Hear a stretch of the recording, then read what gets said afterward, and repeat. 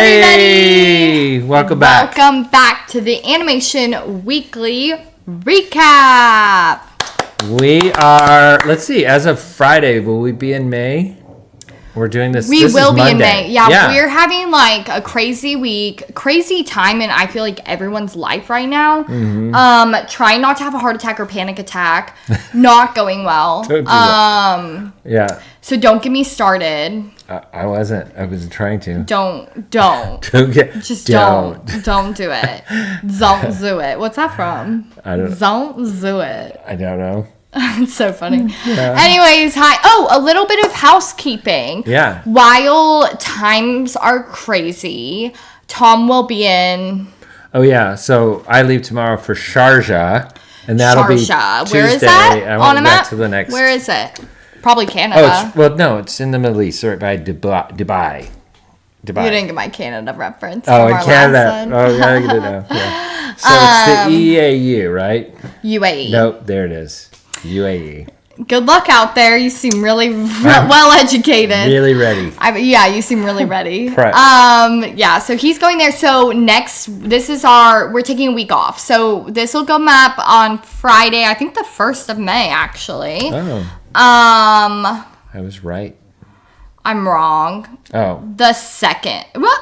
The 2nd of May. This will come out the 2nd of May. There will be no Animation Weekly Recap on the 9th of May. I know. I hate that. Heartbreaking.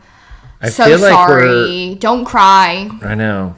It seems very Okay, wait, what's that from? Don't cry for me, Argentina. Oh, well, that's from the play, which became a movie with Madonna, Evita. How do I know that? Because I've never heard of that. I know. I'm surprised you knew that reference. Is that a song? Like, it is Don't a song. Cry. I don't know the tune at all because I've never seen it. It's the only hit song from Evita. Never heard of it. That's how you've heard it. Anyway, so we're gonna miss you guys all.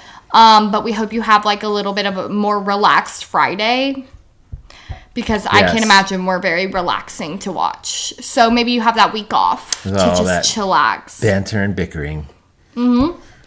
The bantering and bickering happy hour. That's what we should call it. Yeah, it starts your weekend off interesting. And sometimes we talk about animation. So if you haven't been here before, I'm going to do my quick recap, which is I'm Tom Bancroft. I've been an animation veteran for 35 years. I'm also CEO of Pencilish Animation Studios. And we do this recap because we have a fresh take from Ansley and kind of an old school take from me. And we get to talk about the new news of the week about animation. Okay, when are we going to quit doing that? I think we should always do it. So that when people come on, they're like, what is this? But it's literally... I did it too late. The same people. It's Mac McDonald. Her name's Monica. I know that. The one that talks like me. And then we have a third that comments all the time. And we appreciate you. And they're probably tired of it. Yeah. They're very positive, though. We appreciate the positive comments. Put in the comments below if you're over this spiel. The spill. Thank you. Yeah. Thank you so much. Wait, I do need to. I mean, I do it quick. Say who the other person is. Oh, it's Ross Ox. Oh, hi, Ross. And then Monica is the artist named Monica. Yeah. I know. These are our people. And this is McDonald, where I come right? from. Dave McDonald, is that it? Mac McDonald. Wait, did I just say that because McDonald's? I think you did. I don't think it's maybe it is Dave McDonald. No, it is. I think it's Dave. Yeah.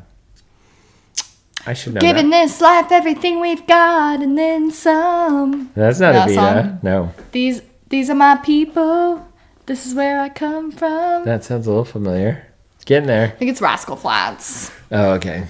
It ain't always pretty. Let's get into it. What we got this week? I gotta go pack. I could just sing. Literally, everybody, I got my ticket today. I leave tomorrow. That's how late this thing is being planned. And I'm going You're really stressing me out. 16-hour flight. I actually can't hear about this. You're going to give me a payment. You're stressing me out. And then the flight back was wrong. It was a week later. And so that still hasn't been fixed. Because they've been woken up. They're sleeping right now. Yeah. The way I would simply never get on the flight in the first place. And if I was having this happen the day before, absolutely not. I almost, on Friday when it still hadn't come, I almost was going to, I felt like I should just call it and just go, look, I'm not coming. You guys haven't given me this ticket.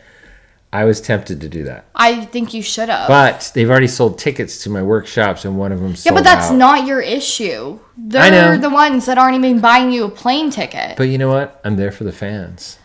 I'm glad that you are, but right. I don't like how schemy and sketchy it is. I would feel like I would get there and not even have a place to stay. It's not schemy. I get the feeling somebody else is doing... They have like a travel agency, believe it or not, that's doing this. And it wasn't just me. It was a lot of tickets, which is even scarier, actually. It doesn't make me feel better. No. Do you know these people that are throwing this? I do, yeah. So Luca's involved from Italy. Okay. He's not running it though, unfortunately. But he's the one that kind of invited me and Tony. So I don't know. Are you on the same flight with Uncle Tony? I am. Yeah. On the way there, not on the way back. All right, well, let's get into it. Article 1. Today's a bit of a depressing day in the news. Oh my gosh. I think we've been doing that the last week. Well, it hasn't gotten any better. Well, I turn it depressing, one or the other. But this, I haven't seen this. What do you got? This is from TechCrunch. AI animation startup Cheehoo lands $10 million funding from Bancroft. Of course they did. Have you heard of Bancroft? Wait, $10 million? Yeah. That's not actually a lot for a startup. No, it's not. Yeah. That's more than us. It is. we started a whole animation entertainment company. Yeah. But go ahead. So they're creating animation in a real time. Okay, it goes into like how it's an issue. And they have Hollywood execs evolve. Why can't am I having a seizure? And technologists. Yeah, and technologists. I made up a... Are we okay? There's like those guys that serve the drinks. They're barologists. What are they? Mixologists, yeah. Anyways, it was born out of the production company Rideback, which produced the Lego Movie franchise. Rideback's co-CEO, Michael LaFaso, and Jonathan Eric are a part of Cheehoo's founding team, along with Rideback co-founder Dan Lin. Other founding members include former president of DreamWorks Animation, Chris DeFario, and ex-Apple AI researchers Hubert Sa and Wei Cheng-ku. Tsai, I think that is. Tsai. Hubert Tsai and Wei Cheng-ku. It's a big team of elites. I'm kind of surprised they only have 10 million because they're naming like Apple AI researchers, but I can't help but notice it says X. So what happened there? Well, and former president of DreamWorks Animation. Well, yeah, obviously he's former, but I feel like I've heard that name. I feel like there would be former Apple AI researchers, but they put ex Apple AI researchers, which tells me were they fired? That's an interesting take. I don't think that's what that means. Otherwise, they wouldn't have put it that way. I don't know. They'd already used former, and they probably just wanted to use a different word. Not obsessed. X. Anyways, they want to lead the way for studios and creators to bring their animation to life. They kind of talk about how they're going into it. They said, what we found through Ridebacks is that in Hollywood, the process of creating animation was getting expensive and complex. It was starting to become tougher for creators to get their idea out into the world. We wanted to create a tool that was native to the workflows of creators and make their lives easier. Oh. So apparently, that sounds so good. Cheehoo's workflow, which can integrate with existing platforms like Maya or Unreal, allows others to make changes in animation and see the results right away. Creators can turn on AI features on or off to take more control of the editing process. Cheehoo uses in-house AI models to assist with character and asset creation and also lets users integrate third-party models from OpenAI, Runway, and others for tasks such as post-generation, motion stylization, and scene composition. Wow, that's very technical, but also vague at the same time. Well, I felt like what I took from this, they kind of said a little bit earlier. Working with Maya and Unreal, one thing I want to throw out is that means that's a CG pipeline, not a 2D animation pipeline. So I don't hear anything that references 2D here. No, I didn't say it did. No, I know. I'm just throwing that into the discussion. No, I did notice that. They pretty much were talking about how, with animation and how, scene work goes, there's so many different factors like lighting and composition and how it all comes together. And if they wanted to change a scene, it would have to go all the way back to the animators to change a scene. And I guess this will take that out. Yeah. So we're screwed. Yeah. It's all over. Well, I mean, it depends on how you interpret this. So I'll give them a little bit of credit in that they're trying to say, oh, we're going to use it as a tool. We're not going to replace animators. It works with the animators. I don't think it says that whatsoever. We'll help them do their revisions. Because, I mean, it says make changes in animation and see more control in the editing process. So they're basically saying we'll help on the back end with the tweaks, but somebody has to start it. They do the animation, edit, then we can tweak it later. Although I do think, reading between the lines, I do think that's just to appease people. I'm sure there's ways to automate this to where it just does everything. Yeah, it says Cheehoo uses in-house AI models to assist with character and asset creation. Yeah, that's what they're using those words carefully. Assist with, all those little words in there. Yeah, are to make asset it sound creation. Like, I know. So what, character design and animation? Well, you could potentially model one or two characters. Once it learns those characters' style, now you can say, now create these other characters, the ice cream man, the whatever, the background characters. So and it might be able to make those. So yeah. Now that it knows what I also read is users integrate third-party models from AI, from OpenAI, Runway, and others for tasks, which tells me that's taking other information, which means they can't copyright any of this work. If they're getting it from OpenAI, it is not copyrightable. No, that is the That's what it dirtiest says. of all the ChatGPT and all that. Yeah. So it says and also lets users integrate third-party models. But I'm glad you went there because that's going to be one of my questions right away if I were to look at this as any kind of an option. Not that I am. Yeah, wait, whoa. I'm not. I'm just saying, I'm looking at it analytically from the point of a Hollywood producer. I would be like, well, wait a second. Is this clean, databases? It's not. And it says OpenAI Runway. If it's adapting anything from OpenAI, forget about it. It's already too late. Yeah, I feel like they probably had to put that in there, but they didn't want to. Yeah. Yeah.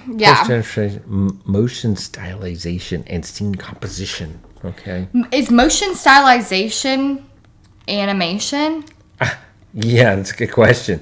That is such a vague term that I've never even heard of. Motion stylization. It would be animation. Which tells me animation. That you would be telling it to animate it doing something. I think you're right. I think that's what they're saying without saying it. Yeah, such a crazy way. No, stop using big words. We all know exactly what you're saying. Yeah, they've worded this very carefully. It's assisting. It's doing this, but that doesn't sound like animation because that's a person who does that job. So motion stylization is actually the stupidest thing I've ever heard in my entire life. Yeah. There's nothing I hate more than when people use big words to not really describe something and to kind of go around the topic. And I'm just a very blunt person, believe it or not. Yeah. And it's just say it how it is. Right. Take over animation. That's what you're saying. Take over the animation. Literally. Say tell the animator, go take a seat. Give us the facts. Yeah, literally. I agree. Is there more to this? That's about it. But this was just a side note. I don't know how true it is because I just heard this on a podcast. But apparently every time you use AI, even ChatGPT or something to help you with anything, it burns 2 AA batteries. Yeah, there's a big power drain to all AI. Yeah. Yeah, that's gonna be an issue. Or it is. A lot of people are complaining. One of my biggest fears is us running out of power. Oh, is this just one of your biggest fears? Well, I have a lot of them.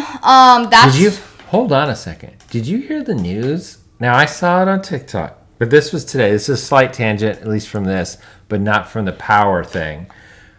Which is related. That 3 countries, France and I don't know, I'm going to say Portugal. No. Anyway, 3 of the major countries today lost all their power. Is it back? It had to. Well, I don't know. I saw that and I didn't look it up, but oh my gosh, that's actually my biggest fear. I know this person that was reporting on it, and this is a more reputable one. It's not like it's just some teenage TikToker. This was like somebody that talks about foreign politics and stuff like that. And she was saying that, yeah. Oh my gosh, this is actually Spain and Portugal as well as parts of France. That's what it is, Portugal. A massive power outage affected large portions of Spain and Portugal. The outage, which began around 12:30 p.m. local time, disrupted transportation, communication, and essential services in several cities. Everything went down. And I don't know. This is actually my biggest fear. Yeah. If you lose power, first off, you obviously don't have the basic powers. That means you're losing everything's spoiling that's in your fridge and freezer. So, we can count food out. Yeah. That's the first issue. Right. Secondly, power is what runs our banking. Yep. We don't have banks. We don't have money. No way to get money. We have no way of transportation. Yeah. Then everybody goes crazy and starts killing each other. Yeah. This is my biggest fear. Yeah, they say that within a week that if that happened anywhere and it lasted a week, within a week it would be chaos. I've actually heard 24 hours. I think it would be less. You're right. I think some people would start losing it 24 hours in, but by a week, everybody is back to caveman times practically. They're it would be awful. I saw something. Now it's all your worst nightmare too. I don't know how to look up the stat, but I went to these windmills when in Hawaii, and we were zip lining through them, and they were telling us through the windmill, around the farm, but the farm had windmills, and they were talking about the power source from windmills, all this stuff. Okay. And they gave a fact about if we lose power, it was within 24 hours that we would be completely out of food. What? Yeah. At stores and stuff. Well, yeah, not completely out. People that have farms would have access to food. Well, yeah, but it's that people would go bulk up. Yes. I mean, it would be a ramp. Oh my gosh. Yeah, it's actually my there'd be a run on the grocery You want me to store. tell you something even scarier? I mean, I don't know if these guys want to hear it. I don't want to freak everybody out. Okay, I'm actually freaking out right now. Don't freak out. I don't know if the power came back. Let's assume it did, and that it was a fluke. Let's see. 7 minutes ago, it updated. It's been restored in parts of Lisbon. Yeah, no, it's well, this is Monday, April 28th when we are doing this, guys. You're not going to see this till Friday. Either everything got worse or you forgot about it already and it wasn't a big deal. Right? I'm not forgetting about it. All I was going to say is I am rewatching season 1 of The Last of Us because season 2 is coming out on Max right now. It's already out. I've already watched the first 2 Well, they only have 2 episodes out right now. So yeah. Dustin hasn't seen it. I'm watching it. Yes. With him, but I hadn't seen it forever, and it's really stressing me out. I had an anxiety dream about zombies and power, so that's why this is really freaking me out. Yeah. The zombie thing is not near as scary as just basically the livelihood. Yeah, the life that how everything would change instantly. Whew. Yeah. Anyway, wow, we really are going depressing. You weren't kidding. Sorry. I'm actually getting really stressed out, so let's change the subject because this is not fun. No, for me. Let's go on to something fun. Where's your fun? Not fun. Oh. Let's catch our breath. Article 2. Okay. These kind of relate. So, animated films from indie distributors led by the King of Kings pack theaters as major studios continue to ignore animation. So, it's just kind of a quick article about it was hard to find anything. Another week of it, huh?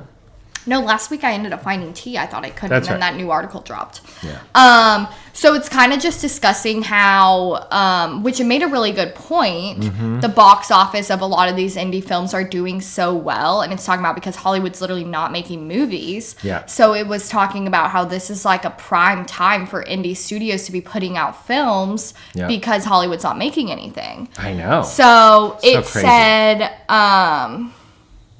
Yeah, so King of Kings is now over 45.6 million, so they're doing well. Good. It said the astonishing failure of the Hollywood majors to satisfy audience demand for feature animation has led to this odd moment in time when films from indie distributors like Angel Studios can break out without encountering any competition from Hollywood. Yeah. Through the first third of this year, the 5 majors, Disney, Warner Brothers, Universal, Sony, Paramount, have released a combined total of 1 theatrical animated feature. Wow. And we're in May now. What was it? Is that Dogman?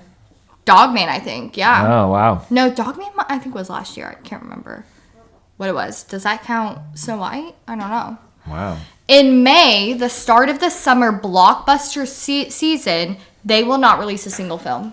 That's nuts.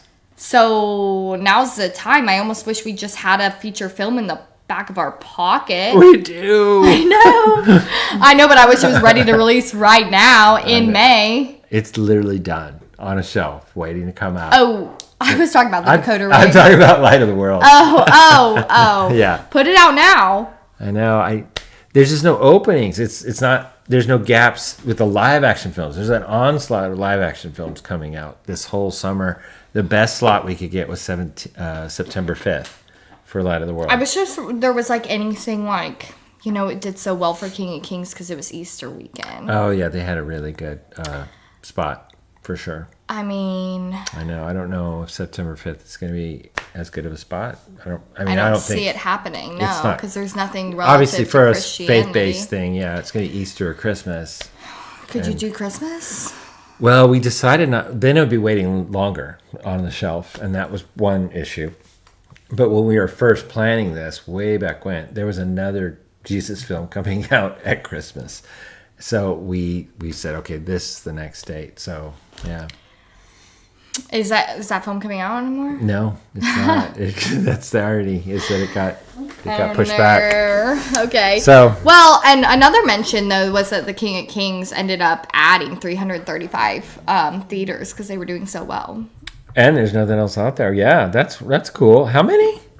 They're at a total of 3,535 locations. That's a lot. That's what are you guys doing? 2,500? I think it's around 22, 25 tops. But yeah, somewhere in there. It's step less. Up. I know. Gotta step up. Step up. Wow. Anyways, it's kind of just like a really weird time in animation. I don't really know how to explain it. Part of me hears that as good news. Because we have an indie studio, right? And we have not only an indie film that I just finished working on, Light of the World. It's not ours, Pencilish, but it's one I worked on, and I want it to do well, so it's good timing for that. But also, our film. We're on the Dakota Ring. Dakota Ring. We're working on that right now to get investment. Yeah. So invest. Yeah. Well, there's no investment opportunities open unless you're like got a 20 mil. Millions. Yeah. Yeah, we're looking for about 50. I don't know. Well, 300. We'd listen to people that had 5 million. It's a few 5 millions. We chat. We right? consider. Right.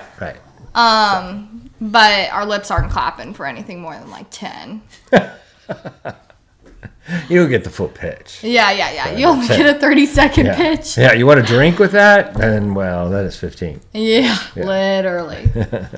Yeah, we'll get you a nice bottle of Barefoot Cab. It's like the cheapest wine ever. I didn't know. Thank you. A Franzia. Those are those Boda boxes, but Franzia is even worse. It's like $10 for a huge box of it. You guys know. It's awful. Literally, I'm convinced that's what gave me the flu. Really? Mm-hmm. In college, I got the flu. Wine. Franzia in specific. I would go to these parties, and they call it slap the bag parties. Have you ever heard of them? No. And you bring a bag of Franzia, which is I think about 4 to 5 bottles of wine in it. And you slap the bag while you chug the wine out of the port from the bag. Slap the bag. Oh my god! But the way I got it, I think, is because you pass the bag. I paid for that education. I paid for that. You pass the bag around, so I don't know who gave me the flu, but I blame the Franzia out of all things. That's what started COVID, probably. Oh my gosh! Still never had COVID. Slapping the bag parties. And COVID. So I'm going to do research on that. Anyways. Okay. On to Article 3. That's a 3. Korean government. This kind of like connects. Oh. Korean government commits $1 billion to grow animation industry. I saw this article. I don't know why they're doing it, but like right now. Well, I think it's because all of the countries that aren't America are creating and doing well. And I think it has to do with the past article about how, like, America's not making these films. And now all the other countries are creating indie films, and those are doing well. Yes. I mean, Jumbo. Dare we say it? Jumbo. Flow, obviously. Flow. But the one that they're going to cite is China. They're trying to compete with China, who just made multiple billions off that sequel. I can't remember what it was called. It doesn't mention it? I'm surprised. Oh, why did I just see AI in this article? AI short films, AI-based production ecosystem. Oh, so they're doing AI animation. They're putting money into AI animation. And Kings of King and Kings too, because that was a Korean. That's what that is. See, there. That was a Korean film. The King of Kings? Yeah, they made it in Korea. I didn't know that. So you didn't read this article, obviously. No, I read like the first 2 sentences. Well, if you dug into it, you'll see why. I've been a bit busy. So they had a huge hit off King of Kings already, and that's doing well and still making money. Oh, well, it says that I thought this part was interesting. The scheme aims to help Korean producers pivot from the traditional focus on preschool content, such as their global sensation Baby Shark. Oh. Yeah. And TV. So they have a lot that like you wouldn't think is Korean. Yeah. And TV formats emphasize on theatrical feature films, content for global streamers and IP franchises. The plan also aims to address the structural limitations such as narrow audience base, broadcast-led distribution ecosystem, and low production budgets. So I think it's that they're trying to create content that's not just Korean, that could be more wider span. For the world. Because I think they're seeing that countries, say Flow, and it actually does talk about that. I did see that part. Okay. It mentions it somewhere in here. And King of Kings, create a worldwide film. Yeah, but that was technically an American release. Flow wasn't. Well, no, I think they're releasing it in Korea and stuff too. I don't think it's just for the U.S. But it was made from a U.S. studio. Yes, they brought in production from other. No, it was a Korean production from the start to end. King of Kings is from Angel Studios in Utah. They came out and grabbed it after it had already. They're only distributing it. They did not make that movie. It was made in Korea. I met the director and the producer. They're from Korea. Okay, fine. Okay. Fine, I lost. You lost. Anyways, and like things like Flow, stuff like that, it can do well if you're not making it just for maybe your like countries likes. Maybe they're. Am I making any sense? Not really. I didn't get that last part. Like I feel like we are kind of anime interested here, but our big theatrical releases aren't anime based. No, they're not. My stomach's growling. Not here in the U.S. But that's what I'm saying. I think they're switching over because they're seeing like, okay, we can create content that everybody wants to see as well. Right. Here's the thing we can assume. They're putting $1 billion into this because they see dollar signs on the other side. So they're starting to see finally, oh, wait, our Korean films are doing well. Baby Shark, but also King of Kings and some other things, I'm sure. Plus, we just saw China make a billions of dollars, China, and Korea, and work with the Korean studios. Yikes. Yeah. Anyways, thought that was cool. We gotta get the hustle on, guys, here in the U.S. Yeah, it's kind of like really crazy what's going on. It is. It's so backwards. It's so But and let's just say this real quick. I feel like that started with Disney. I mean, how many of us grew up in the 90s and 2000s? Disney was the #1 studio. Everything they put out was a hit. Pixar followed, and they were a hit, so I'll count Pixar a little bit too, especially because they're now the same company. How does that go wrong to the point where if I put out a movie right now and I said it's Disney's blank, people would go, ugh, Disney. Like, we've almost gotten to that point, I think, where Disney has a negative connotation in animated Not films. totally. We do, because we work in animation. I feel like the people that are knowledgeable, like people watching and keeping up with the news in animation. Okay, maybe I pushed it too far. A mother with her 5-year-old kid is like, "Oh, honey, there's a new Disney movie coming out." Right. They're going to see it, and those are the people seeing it. It is tarnished, and so we've seen the whole, and that's the epitome. So we've seen all, and then the Marvel movies, you can kind of count that too. But we've just seen all the basically the hit makers, the classics, the people that are making the big blockbusters, all are taking hits. Well, I think they they're just not putting out what people want in most cases. They politicked a little too close to the sun. They sure did. And I don't think it boded out well for them. Yeah, right. We're not going to bring up Snow White anymore. Sorry. That's not going to happen. I would love to. It's like the only interesting thing that's happened in animation in a while. Hold on. Watch this. Comments. Here's right. Comments. Yeah. Okay. Okay, so this week's comments, or last week's from the April 25th, we actually got quite a bit of comments. Thank you guys so much. I'll read out a couple really quickly. Okay. Opper Homie said, "What about Kung Fu Panda?" I actually can get with Kung Fu Panda. Hold on, this is related back to her hating Jack Black. I think this is a really good point. It's a good point because it's just his voice. Adorable and yes, I do like Kung Fu. I do like the panda. I can get with that because I'm not staring at his face. He's still got a little bit of the shadazing or whatever. Oh yeah, the little things that he likes to say. Yeah. Don't get me pissed off again. But it's good stuff. I agree. Brian Myers said this week's topic, tea and tangents. Ain't that the truth? Brian Diskin said, "I'd like to thank the members of the Academy. Well, those of you who actually watched my movie." That's so funny and so true. Who would have thought? And that's to people that didn't see last week. That was about... we found out that the Academy, it was a week of tea, I'm telling you. We found out the Academy had just started a new rule that you actually have to see the films you're voting on. Who would have thought? Right. Wow. That was tea. That was part of the tea. That was tea. It's so hard to just do simple things around here. Yeah. So I thought that was funny. And then Ross Ox said, "Wow, was not expecting to hear Jack Black hate on this Friday. Maybe should do a pivot to serious movies like Sandler." Agreed. Sandler is serious. I think that was a sarcastic. It was. Yeah. Because I brought up Sandler. Because Sandler is not as serious. On the topic of Jack Black, it did come to mind one movie that I actually will enjoy him in. Here we go. Jumanji. I actually love that movie. It's like a comfort film for me. Wait, the original? The new one. No, not the original. Oh, okay. Yeah, because that was Robin Williams. Yeah, the new one. Okay. Yes. It's like a weird comfort film That's for me right. for some reason. I can't remember what he played, because they all shift their personalities. Yeah, he plays too. like some girl. Yeah, he becomes a girl, or he they flip and talks they like land a girl. He looks like him. Maybe that's why I can handle it, because he's playing like a girl character. Uh-huh. And so when he talks all Valley Girl, I'm like, okay, he did a good he's job. Not doing those random noises. But that's zing, him. Zing. I know, he's not doing those. Yes. Maybe that's why I liked it.